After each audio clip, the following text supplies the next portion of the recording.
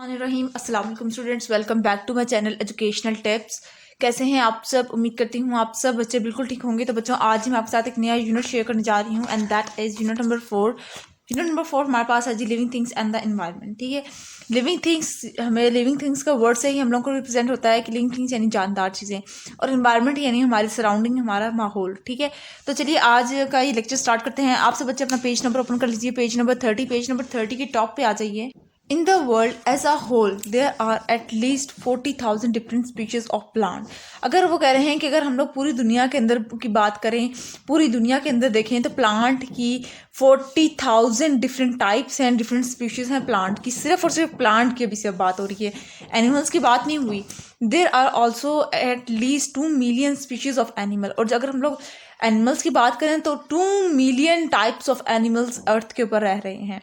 ठीक है, scientist have identified over 100,000 species of fungi and many thousands of bacteria and other microscopic small living things called protists।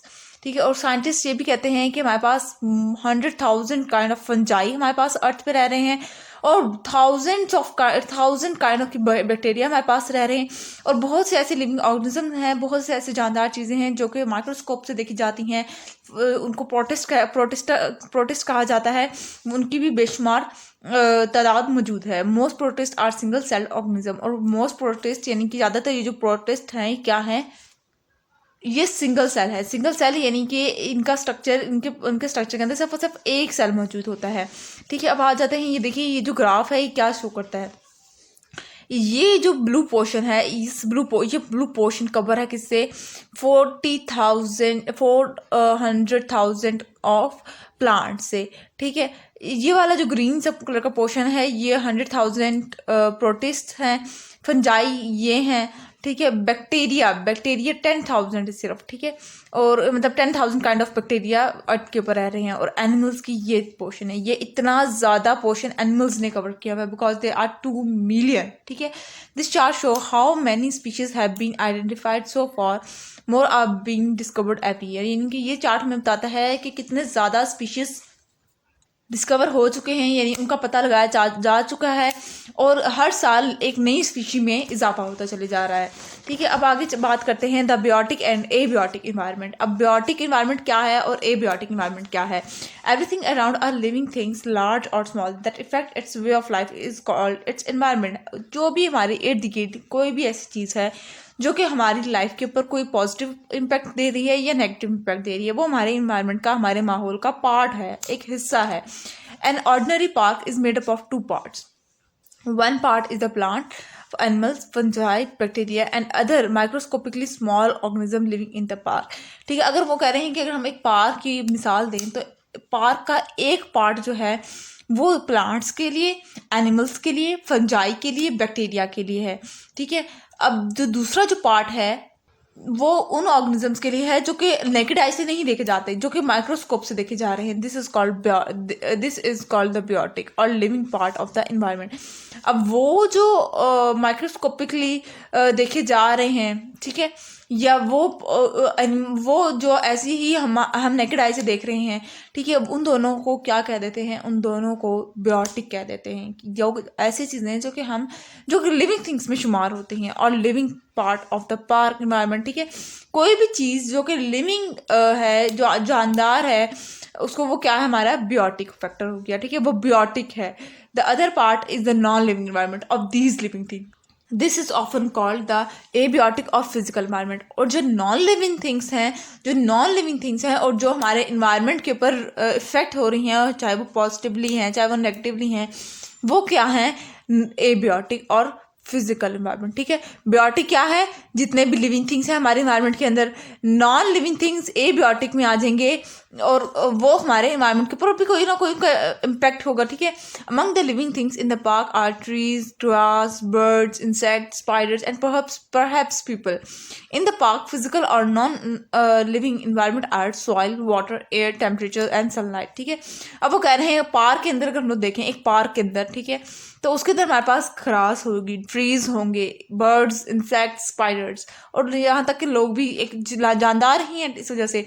ठीक है, जबकि अगर उस पार्क के अंदर हम लोग फिजिकल या नॉन लिविंग थिंग्स की बात करें, ठीक है, तो वो हमारे पास हमारी मिट्टी आ जाएगी, वाटर आ गया, ठीक है, सनलाइट आ गई, एयर आ गया, टेम्परेचर आ गया। ये नॉन लिविंग फैक्टर्स हैं जो कि हमारे एनवायरनमेंट के ऊपर असरअंदाज हैं।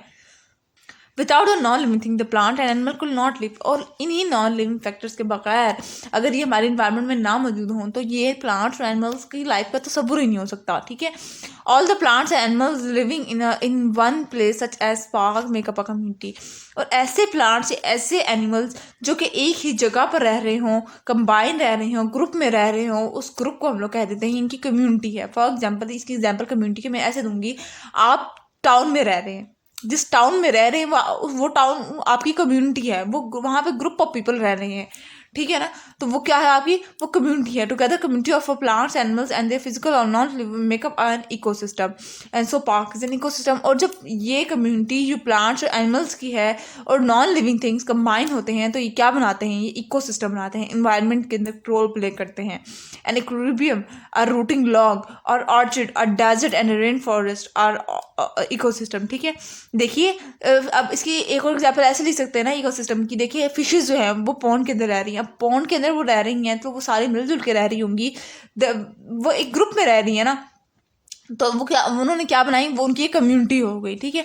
अच्छा, उसके बाद फिर हम लोग बात करते हैं हैबिटेट की ऊपर, ठीक है। Thanks to modern technology people can now survive almost anywhere in the world from hot dry desert to the freezing cold of the polar region, ठीक है। अब वो कह रहे हैं कि ये मॉडर्न टेक्नोलॉजी है कि आज हम लोगों के टेक्नोलॉजी की वजह से ऐसी ऐसी चीज़ें ईजाद हो गई हैं जिसकी वजह से हम लोग सब गर्म से गर्म टेम्परेचर के अंदर भी सर्वाइव कर जाते हैं। वो किस तरह से, आज हमारे पास एसी आ गए, ठीक है, आज हमारे पास मॉडर्न चीज़ें आ गई, इसी तरह से हम सर्द इलाके में भी आराम से रह लेते हैं। Compare to us plants animals are much more choosy about where they live, ठीक है। अगर हम लोग इसी की हम तो रह लेते हैं, हम तो मॉडर्न चीज़ों का इस्तेमाल कर लेंगे, ठीक है, लेकिन अगर हम लोग प्लांट्स और एनिमल्स की बात करें तो वो एक स्पेसिफिक टेम्परेचर रिक्वायर्ड होता है उनके लिए, वो उस टेम्परेचर से एक्सीड या उस टेम्परेचर से बिलो वो सर्वाइव नहीं कर सकते, ना कि इसी तरह से एनिमल्स भी, ठीक है। अब वो कह रहे हैं इन अ नेचुरल इकोसिस्टम और इको और community every species has its own habitat और होम। अब ये एक कुदरती तौर पर एक इफेक्ट है कि हर स्पीशी का, हर जानदार चीज़ का अपना एक घर ज़रूर होता है, उसको हैबिटेट कह दिया जाता है।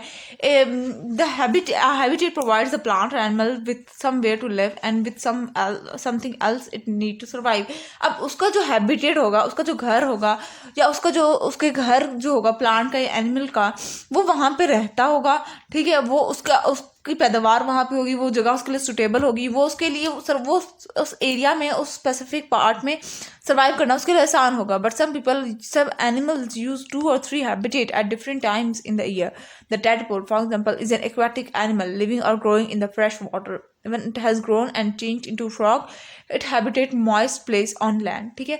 अब वो कह रहे हैं लेकिन हमारे पास कुछ ऐसे एनिमल्स भी हैं जो कि अपना हैबिटेट, अपना घर चेंज करते रहते हैं। जैसे अगर मेंढक के बच्चे की बात करी जाए, मेंढक के बच्चे को बेटा हम लोग कहते हैं टेडपोल, ठीक है। टेडपोल की वो कह रहे हैं अगर बात की जाए तो टेडपोल जो है वो अपना जैसे अपना लाइफ के स्टेजेस जैसे जैसे उसके गुजरते चले जाते हैं, वो अपना एरिया चेंज करता चल जाता है। जब वो टेडपोल होता है, जब वो मेंढक का बच्चा, एक छोटा सा बच्चा होता है, तो वो पानी में होता है, ठीक है। उसके बाद फिर वो जब बड़ा हो जाता है तो वो पानी से निकल के वो नमी वाली जगहों पे पाया जाता है, ठीक हो गया। तो ये था आज का लेक्चर। आई होप आपको समझ आ गया होगा। अगर आज का लेक्चर आप सबको समझ आ गया है तो मेरे चैनल को सब्सक्राइब कर दीजिएगा, वीडियोस को लाइक कर दीजिएगा और साथ साथ बेल आइकन को प्रेस करना मत भूलिएगा। इससे मेरी आने वाली हर लेटेस्ट अपडेट सबसे पहले आप तक पहुंचेगी। मिलती हूँ किसी वीडियो में, दुआ में याद रखिएगा, अपना ख्याल रखिएगा। अल्लाह हाफिज़।